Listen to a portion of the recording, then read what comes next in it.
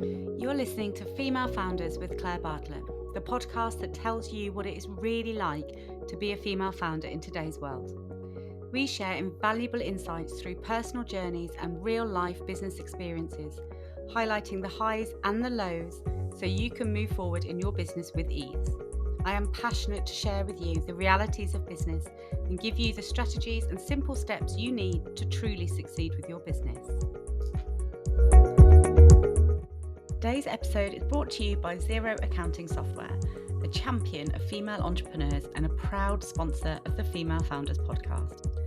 Managing your business finances can feel overwhelming, but Xero simplifies it all and gives you the power to keep your books in order and your mind on growth. Xero have offered an amazing 50% discount on your first 3 months with them. So if you'd like to take advantage of this amazing deal, just search refer.xero.com/female founders or follow the link in the show notes. Don't forget to give this show a follow to make sure you never miss an episode and share it with any incredible female founders you know. But for now, let's jump into this week's episode. Hello, everybody, and welcome to another episode of the Female Founders podcast. I'm Claire, your host, and today I want to talk to you all about branding because I've been getting asked so many times recently, what's the difference between a personal brand and a business brand? And I think the term personal brand puts a lot of fear in people. They're thinking, celebrities and influencers. And that's not necessarily what it means. So I'm going to break down the myths today, explain all the different types of branding, and then how you can build strategies around them. So let's start. In regards to branding, I think there's 3 different areas in a business that you need to think about branding. There's your personal brand, which is you, the business owner. There's the business brand, and then there's the product brand. So if you think about Sarah Blakely, for instance, she is the personal brand. It's her business. Her business is Spanx. That's the business brand. And then there's all of the different products and services that she provides under that business. Or think Steve Jobs and Apple and then the iPad or the iPhone. So you can see the 3 different stages of the branding that you need to use to really market yourself and your products and services. Now, if we look at the personal brand first, really that is making that personal connection with your audience. It's becoming the face of the brand. It's showcasing who you are as a person, your idealisms, why you do what you do, and the passion that you have for solving that problem. Then you have the business brand, and the business brand really is about showing the values and the mission of the business. It's about the overarching theme of what products and services you're providing. And then that is broken down further by the individual products or services. So, for instance, if you are selling courses, you will have different branding and names for each of those courses, and you will market each one of them individually. So, when we're talking about marketing strategy, you need to think about all of these 3 things and how you're going to build a plan that allows space for all of these things. You need to decide which one you want to give the most attention, and that won't be the same all the way through the year. This will change. So, for instance, on a day-to-day, you always want to be building that personal brand. If you can get the visibility on yourself and your morals, your beliefs and your passion, if you can use different techniques like PR and media, public speaking, those sorts of things, that's all going to benefit your personal brand. You don't get up on stage as a business. You get up on stage as a person. It's your voice that they're hearing. It's your thoughts. You've created that presentation or that talk, whatever it is that you're doing. So that's all about building authority in your space as a person. And then when it comes to your business branding, this is dealt with very differently. So, it's so much deeper than just picking a pretty logo or creating a nice website. Those are the most basic level elements of branding. And yes, everybody should have them. But that's not going to tell me anything about your business. That's not going to show me those missions or those values. It's just a surface level insight into, a pretty color scheme. So, when you're looking at building a business brand strategy, this is about repeatedly telling everybody what the business stands for. Like I said, the mission that you are on, what you are trying to help people with, what products and services you're putting out into the world, and why.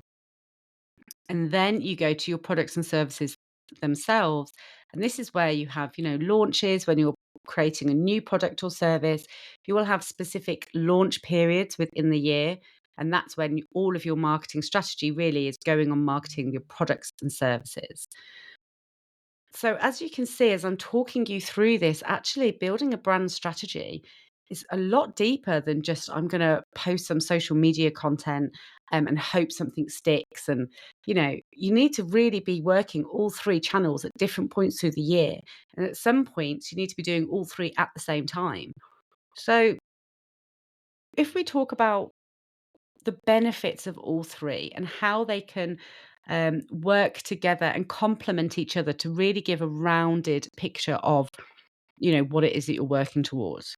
So as I've mentioned, personal branding is so important.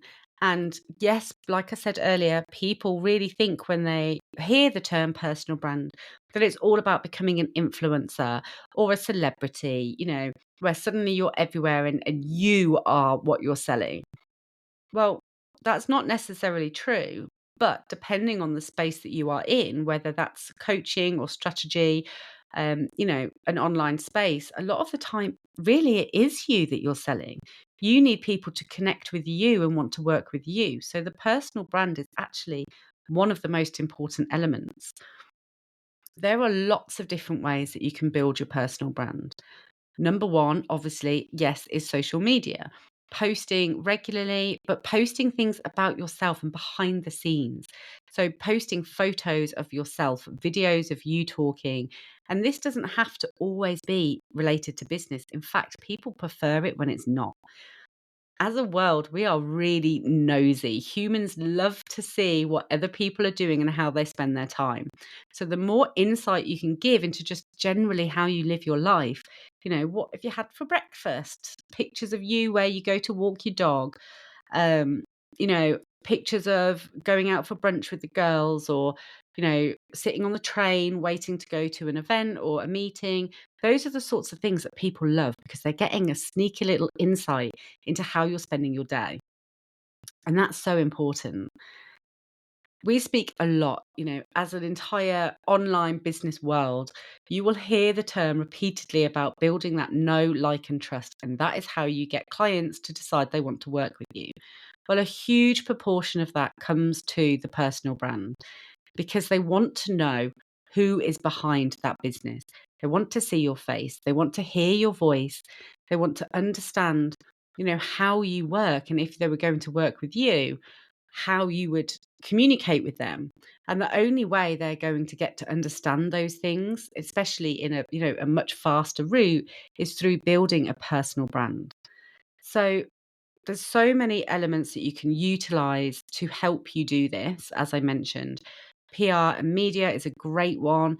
And that really makes you sort of seem above the standard business owner. People will put you on a pedestal if they see that you are in national press and media. One caveat I will say to this, though, is if you are looking at people who you think are currently above you and ahead of you in the business chain, please know that it's exactly the same as it is with social media and it's all a facade. Every business owner I have met, no matter whether they are multimillionaires or whether they are earning 15 grand a year, we all have the same pain points, the same, issues and self doubt sometimes. We all question ourselves. So don't think that anybody is ever above you. It's just that they probably have been in business for longer and therefore they are just ahead down the road. They're just further down that road. They're not any better than you are. So back to the point. Anyway, building press and media literally gives you such authority in your space and will make you appear as an expert in that space, which is invaluable when you're building a brand. You can also, public speaking is a huge one. Yes, I know that this is the one that people are most scared of. And the first few times I did it, honestly, I was petrified, like absolutely petrified. But I pushed through that fear because I made sure that I got comfortable with being uncomfortable. It is the most important thing in business is to make sure that you are constantly pushing your boundaries. And public speaking is a big one that will push your boundaries hella far. And that's what you want because you want to be constantly moving forward in your business. Then there's the business brand. Now, as I've said, the business really is about showing your values and your missions as a business. And I think this is an area that can be quite muddy and people can get quite confused. People will say, well, I am my business and my business is me. That isn't true, especially if you're wanting to build, a really successful business. You have to detach yourself from that business. And the only way to do that is to start building separate brands because along down the line, most of us should be thinking about an exit strategy for that business. We want to be selling that business, we want to be cashing out. That's the aim of the game. And if it isn't, you really should start thinking about your exit strategy for your business because you don't want to put 20, 30 years of work into something and then just walk away from it one day. You want a cash investment. You want a reward for all the hard work. But if you are, if you haven't separated that personal brand and that business brand and you are one, then that's a very difficult task to do because that business won't survive without you in it. So, building that business mindset and removing your emotions and your attachment to that business and then separating the two brands is a really key point to focus on to make sure that you have longevity and you have that exit strategy. But then you will also be able to continue, doing what you want to do and whatever it is without that business attached to you. So, the values and the missions of the business, it's really important to share them, but it's also very important to understand that those are not necessarily your personal beliefs and mission and value. They are completely different things. So my values in life are, I want to always be kind and I want to make sure that I'm always understanding and caring. That's very important to me as a person. If you are ready to elevate your visibility, boost your confidence, and take your business to the next level in 2025, then you need to be at Elevate on the 17th of December 2024. This event is a one-of-a-kind day of empowerment solely for female founders. It's a full day of masterclasses bringing together some of the country's most impressive businesswomen, and I can't wait to see you there. So head on over to claire-bartlett.co.uk/elevate 2024 to find out more. I'll put the link in the show notes below. But actually, those don't always work in business. They can't be one of my business values. My business values can be welcoming and engaging and create a safe space. That can be a business value. But if I need to be tough, for instance, with a non-paying client or something like that, then the business needs to be able to do that. It needs to be in their values that they can do that. So the values and the mission are attached to, they come from your personal missions and values, but they're not the same. And again, it's really important to work through and figure out, okay, well, what is my personal values and what are the business values? So I always want to make sure that I'm authentic and genuine in everything that I do. That's a personal value, but that is also a great business value. So that is one of my business values as well, because in my business and my business branding, I also want to make sure that I'm always authentic and genuine. So you can have some crossovers, but it's important to not feel like they all have to match because they can't. A person has very different values to a business. But then this is the work that you need to do to figure out what your business stands for, what the mission of the business is. And the mission really is something that you take a lot deeper than, I'm wanting to make a 6-figure turnover this year, or I'm wanting to sell 500 products. Those aren't really a mission. A mission is a much bigger thing than that. A mission is I'm helping women in business because I want to change the mindset of the world and I want to level up the equality in the support and the awareness of female founders in the entrepreneurial space. So you can see that is a grand plan. That is a massive mission that I am on, and that will keep me aligned with my goals. And that's what I then talk about as a business brand, our business goals and missions, what our who we are wanting to help and why we're wanting to help them. You can bleed some of your personal story into the business brand, because ultimately the business wouldn't exist without your personal story and what took you to be at that point in your life that you wanted to support these other businesses, or offer the service and product that you're offering. So you can have some slight crossovers, but like I said, make sure that you separate them as much as you possibly can in your mind. That will really help you. And it will also help you gain clarity in your business, which I know so many of you struggle with. So then finally, moving on to the product brand. Now, again, obviously, there's a lot of the business brand that bleeds into this. You have the same color schemes on the same websites, all of those very simple things. But then you also have the same values and missions. That product or service has been created because of the values and the mission of the business. So there's definite crossovers here, but then you will also have unique product names. So for me, for instance, I have Female Founders is my business brand, but then I have Elevate, which is the event that I'm hosting in December. So it's a different name. And within that, then there's lots of different elements to that I'm trying to promote and make sure that people have clarity over. So it's a whole different brand strategy than just promoting the business or just promoting myself. And then working all of this into a strategy can feel really overwhelming at first. And this is why you need to sit down, and I like to work it out. I have a printout, and it's just a blank calendar basically with a little box for each day of the month. And I go, okay, well, I want to talk about my personal brand. I want to make sure that I'm posting personally every other day. So I'll pencil that in. I'm an absolute stationery geek. So I have a different colored pen for each element. I like to make it really pretty, and that helps me visualize it and make it interesting and stick to that task. So I have a pink pen when it's my personal brand, and I'm like, okay, I'm going to post every other day on this platform and that platform, and that's going to be building my personal brand. I'm also going to do these tasks, so these outreach about booking personal speaking opportunities or entering awards or whatever, my other tasks might be. And that is my personal brand strategy. Alongside that, for my business brand, I want to be posting about that every day. So I put that in on my little calendar. This is in green. And then I also look at, okay, well, how can I build the brand strategy?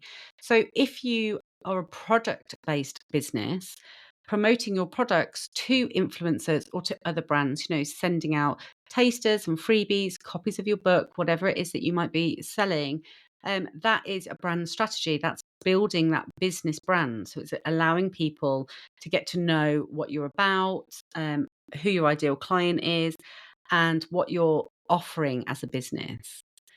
And then the product and services strategy for me is a very timely thing. So I'm not selling all year round in Female Founders. I'm having launches at the moment. It's all about my event that's coming up in December, Elevate. And I'm posting a lot about that at the moment. So I have to build that into my overall marketing strategy. Now, I don't want to be bombarding everybody. So I don't want to be posting every day about my business and then also posting every day about the event. So I change things up when I'm in a launch period. I will step back a bit from the business branding content, and I will replace that with the product or the service strategy that I'm building. What I do consistently, though, is the personal brand, because I understand through experience how vital that is to everything else in the business. So with my OG business, for those of you who don't know, I have an accounting and bookkeeping practice, which I've had for nearly 10 years now.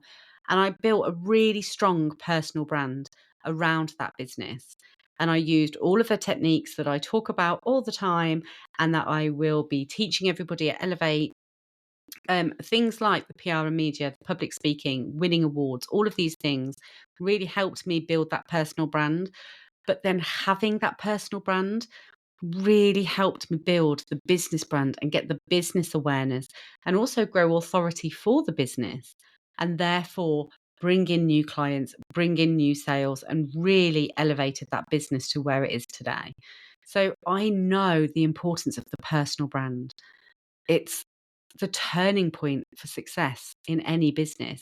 When you can face the fear and just step in front of that camera anyway and start showing up online, when you start to be seen and be heard and be visible online as the person behind your brand, that's when magic happens and that's when everything can start changing for your business. This is the scariest element because you can hide behind the business brand strategy and the product brand strategy. That is when you're selling a tangible product or service. So that's very simple to build those strategies. The personal brand takes some getting used to for sure because you are promoting yourself, which can feel very uncomfortable for a lot of people. And I've been doing this for many years now. I still, struggle with, oh, is that a bit too, icky? Am I being a bit too full on in this post? I don't want to be boastful. I don't want to be, seen as showing off or any of those things. These are all doubts I have constantly when I'm coming up with content for my personal brand. It can feel really uncomfortable and very unnatural in the beginning, but you have to just push through it. And one of the greatest things I ever heard, and I think it was Danny Wallace that said this, she said that we all have a skill, some knowledge, an expertise that we need to share with the world. And it isn't actually up to us. It is unfair of us to keep that to ourselves and to not promote it. And I absolutely loved that. It really changed my entire mindset that actually me keeping myself to myself and keeping small and not building that personal brand was actually being really selfish. And I just loved that. It really allowed me that freedom and took that weight and that worry off me that actually it's my duty to share my journey and who I am and what I've achieved and what I'm planning to achieve in the future.